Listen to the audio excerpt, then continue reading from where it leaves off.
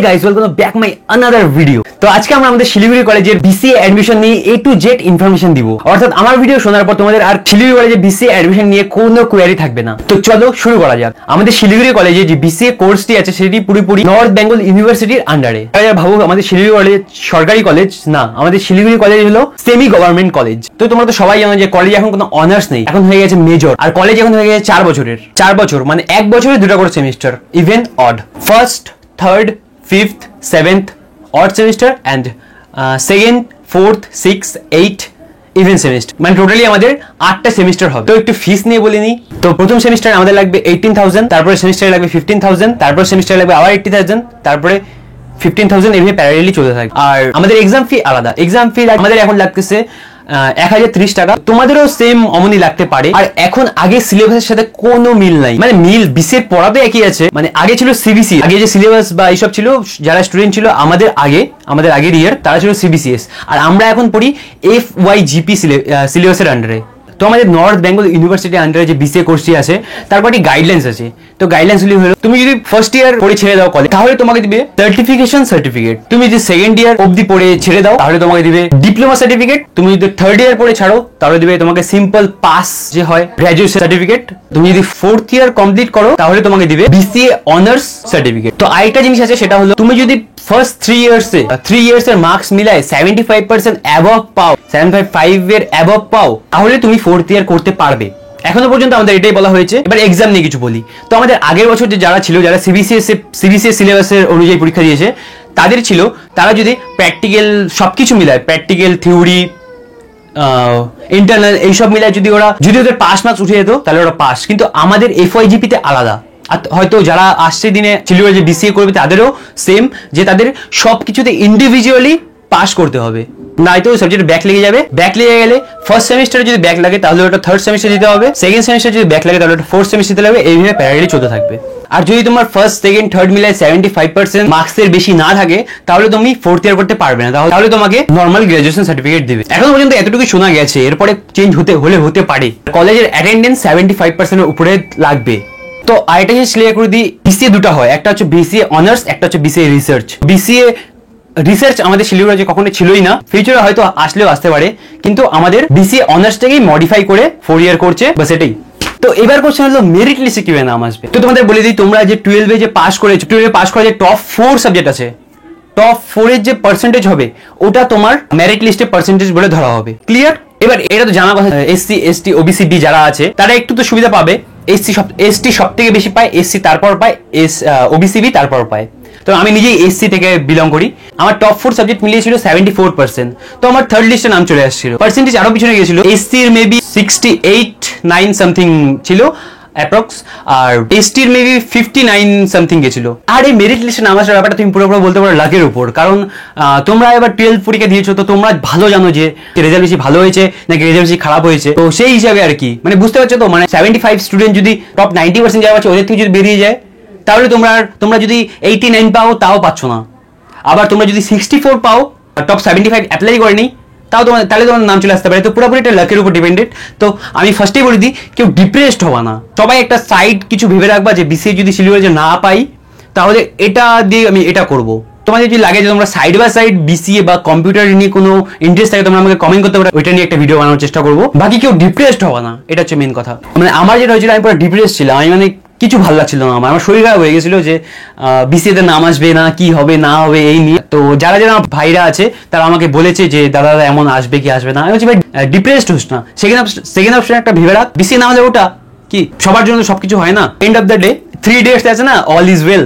তো সেটাই, যে যেটার জন্য সে সেটাই পায়, এটাই কনসেপ্ট, আর কিছু না। রিগ্রেট কোনো লাভ নেই। তুমি যেমন পরীক্ষা দিয়েছো, অমন তোমার মেরিটে নাম আসবে, বাস এটাই। SC STর একটু সুবিধা পাবে, আমার মতন যারা, ইউ নো হোয়াট আই মিন।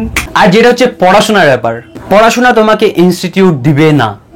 সেটা শিলিগুড়ি কলেজ বিসিএ হোক, ইন্সপিরিয়া বিসিএ হোক, SIT বিসিএ হোক, নর্থ বেঙ্গল বিসিএ হোক, ইনস্টিটিউট দিবে তোমাকে। কিন্তু সেরকম তুমি যেমন চাও যে যাই আমি হ্যাক করতেছি জিনিস, হ্যাকাথন প্রোগ্রাম বানাই দিচ্ছি, এই করে দিচ্ছি, প্রিন্টার বানাই দিচ্ছি, এমন না। যা করতে হবে তোমাকে করতে হবে। হ্যাঁ, কনসেপ্ট করা দিবে, কিন্তু যা উখড়াতে লাগবে তোমাকে উখড়াতে লাগবে। তারপর আমাকে একটা ভাই কোশ্চেন করছে, দাদা 40,000 কি ভালো হবে, পিসি না ল্যাপটপ? দেখো, পার্সোনালি তো আমি পিসি ইউজ করি, ঠিক আছে, কারণ পিসি তুমি নিজের মতো বিল্ড করতে পারবা, আর ল্যাপটপের হয় না, তুমি ল্যাপটপের যে মেটেরিয়ালস হয় ওগুলো যদি একটা নষ্ট হয়ে যায় তোমাকে ওটা মানে খোঁজা মুশকিল। যাই হোক, আমি যতটুকু জানি ওই হিসেবে আমি পিসি নিয়েছি। আর ল্যাপটপে একটা সুবিধা কি, তুমি ল্যাপটপ তোমার ক্যারিয়েবল, তুমি ক্যারি করতে পারবা। তুমি এখানে টিউশন নিয়ে গেলা, যেখানে খুশি ওখানে নেই, তুমি কোথাও ঘুরতে গেলে ওখানে ল্যাপটপে যদি তোমার কাজ করলা, প্রোগ্রাম করলা। তো আমার সেরকম কোনো ব্যাপার নেই, তো আমি পিসি ইউজ করি। আর আমার পিসি তোমাকে ফুল ভিডিও দিয়ে দেবো, আমার পিসি পড়ছে 60,000। এরপরে কোশ্চেন হচ্ছে কলেজ টাইমিং। পার্সোনালি আমাদেরই বহুত কলেজ যায় টাইমিং নষ্ট হয়, কারণ একটা ক্লাস ধরো আছে 11টার সময়, একটা কলেজ আছে 4টার সময়। এবার মিডলে যে আওয়ার্স ওটা, আর কলেজে তোমার জানো যতই যা হয়ে যায় কলেজে যায় পড়াশোনা হয় না, মানে আমি সেলফ স্টাডি কথা বলছি, মানে কলেজে সেলফ স্টাডি হয় না, বন্ধু বান্ধব এইসব থাকে। তো এবার তোমাদের মনে হতে পারে যে দাদা বিসিএ তে আমরা অ্যাডমিশন হতো তো খালি কি আমরা বিসিএ পড়বো, মানে কম্পিউটারে পড়বো না। তোমাদের বিসিএ থাকবে মেজর, আর তোমাদের মাইনর পেপার থাকবে 2টা। এবার মাইনর পেপার 2টা কিভাবে থাকবে, ফার্স্ট সেমিস্টার থাকবে -1, সেকেন্ড সেমিস্টার থাকবে -2, এইভাবে প্যারালালি চলবে। যাই হোক, অত বেশি গভীরে যাচ্ছি না, তোমরা বিসিএতে অ্যাডমিশনের তোমরা বুঝে যাবা। মানে তোমাদের যেকোনো 2টা নিতে লাগবে, আমি কয়েকটা অপশন বলতেছি, এর মধ্যে তোমাকে যেকোনো 2টা নিতে লাগবে। Mathematics, statistics, economics, physics, sociology, education. Sociology আর এডুকেশন এই দুটো সাবজেক্ট নতুন, এটা FYGP মানে আমাদের সিলেবাসে এটা এসেছে। তোমরা ম্যাথ পুরোপুরি অ্যাভয়েড করো, কারণ যারা সায়েন্সের হয়, যাদের 11-12 সায়েন্স থাকে, তারাই ম্যাথ নিয়ে ফেল করে বিসিএতে। আর বেশিরভাগ স্টুডেন্ট আর্টসে, আমিও পার্সোনালি আর্টসের। তো আমি আমার একটা বন্ধু ফার্স্টে ম্যাথ নিয়েছিলাম যে ভাই হ্যাঁ ম্যাথ ফোড়েঙ্গে ইয়ে সব, তো এরকম হচ্ছিল। কিন্তু তারপর আমরা যে স্যারের কাছে ম্যাথ করতাম, সেই স্যারটাই বললো যে আমাদের ম্যাথ ছেড়ে দিতে, কারণ ম্যাথের অবস্থা তোমাদের বললামই কি অবস্থা। তো তোমরা স্ট্যাটিস্টিক্সটা রেখো, স্ট্যাটিস্টিক্স আমি রাখিনি, কারণ আমার ভুল হয়েছে, আমি রাখিনি স্ট্যাটিস্টিক্স, আমি ভুল করেছি। তো এই ভুলটা তোমরা করো না, তোমরা স্ট্যাটিস্টিক্স রাখো। আর তার সাথে তোমার যেটা ইচ্ছে সেটা রাখতে পারো। তার সাথে তোমাদের অপশন আছে ফিজিক্স। আর্টস স্টুডেন্ট তো এইসব ধরোই না, ফিজিক্স ইকোনমিক্স এইসব ধরোই না, তোমরা স্ট্যাটিস্টিক্স রাখো আর্টস স্টুডেন্ট যদি হয়ে থাকো। আর এডুকেশন আর সোশ্যালের মধ্যে যে কোনো একটা নিয়ে নিও। আর তোমার যদি বহুত ইচ্ছা থাকে যে ম্যাথ নিবো, তাহলে তোমরা ম্যাথ নিতে পারো। মানে মেন ঘুষতে হবে, ম্যাথ নিলে ঘুষতে হবে, তোমাকে 7-8 ঘন্টা তোমার ম্যাথ প্র্যাকটিস করবা, তারপর তোমার শুধু পাস হবা। মানে তোমাকে ঘুষতে হবে, মেন হচ্ছে ব্যাপার হচ্ছে এটা, ঘুষতে হবে। কারণ ম্যাথ নেওয়াটা এর জন্যই উচিত, কারণ এমসিএ করার জন্য অনেক ইউনিভার্সিটি ম্যাথ চায়, যে কলেজে ম্যাথ থাকা ম্যান্ডেটরি। তো এবার আরো একজন কোশ্চেন করেছে যে দাদা বিসিএ পড়লে কি টিচার লাগবে এক্সট্রা করে? দেখো, তোমার যদি জজবা থাকে তো তুমি ইউটিউব থেকে বা ইন্টারনেটে বহু রিসোর্স আছে, তুমি পড়ে নিতে পারবা। কিন্তু হয় না অনেক কনসেপ্ট, মানে ইউটিউবে কি হয় সবকিছু লাইন বাই লাইন থাকে না। লাইন বাই লাইন বলতে তোমার যেটা দরকার তুমি এটা পাওয়া না, তোমাকে উল্টা পাল্টা ধরে টাইম নিয়ে তোমাকে শিখতে হবে। বাট তুমি যদি টিউশন নাও তো ভালো হবে, তুমি প্রফেসরের কাছে টিউশন পড়ো, যেখানে আমি পড়ি। যাই হোক, তুমি যদি ভালো প্রফেসর, মানে আমি কোথায় পড়ি বা ভালো কোন প্রফেসর জানতে চাও, তাহলে আমাকে এখানে আমার ইনস্টাগ্রাম থাম্বনেল, তুমি আমাকে ইনস্টাগ্রামে টেক্সট করতে পারো, ইনস্টাগ্রামে ডিএম করতে পারো, আমি ওখানে তোমাকে বলে দেবো যে ভালো টিচার কোনটা। তুমি যদি টিউশন পড়ো তাহলে তোমাকে সিস্টেমে সব কিছু শিখিয়ে দিবে। আর যেটা কথা সেটা হলো, তুমি বিসিএস সিলেবাস যদি তুমি 2 মাস 8 ঘন্টা করে পড়ো, তাহলে তোমার 2 মাসের সিলেবাস শেষ হয়ে যাবে। কিন্তু ওই হয় না, বিসিএ পড়েই কিছু বিসিএর পাশাপাশি তোমাকে নিজের স্কিলও ডেভেলপ করতে হবে। মানে বিসিএ তো আছে, কিন্তু বিসিএ ফুলফিল যে ব্যাপারটা হয় সেটা তোমাকে আনতে হবে। তো এবার অনেকের কোশ্চেন আছে যে দাদা আমার 12-এ ম্যাথ ছিল না বা কম্পিউটার অ্যাপ্লিকেশন ছিল না, তো আমি কি বিসিএতে অ্যাপ্লাই করতে পারবো বা বিসিএতে অ্যাডমিশন নিতে পারবো? কংগ্রাচুলেশনস, অবশ্যই তুমি নিতে পারো বিসিএতে অ্যাডমিশন। বিসিএতে অ্যাডমিশনের জন্য কোনো ম্যাথ বা কোনো কম্পিউটার অ্যাপ্লিকেশন সাবজেক্টের দরকার হয় না। হ্যাঁ, যদি তুমি সিএস মানে কম্পিউটার সায়েন্সে অ্যাডমিশন নাও, তাহলে তোমার সায়েন্স ব্যাকগ্রাউন্ড সায়েন্স ম্যান্ডেটরি।